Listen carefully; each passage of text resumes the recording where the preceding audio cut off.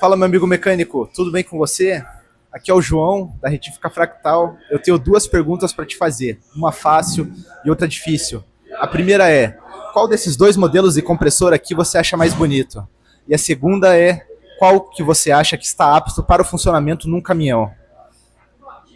Para quem respondeu que esse cara aqui é o cara apto para funcionamento no caminhão, está correto, pois esse cara aqui passou pelo acabamento fino chamado brunimento, que é um tipo de acabamento feito com desbaste fino para que ela fique com esses X aqui para impedir a passagem de óleo em pleno funcionamento do compressor. Se você gostou dessa informação, siga os nossos perfis para que eu possa te trazer mais informações de qualidade.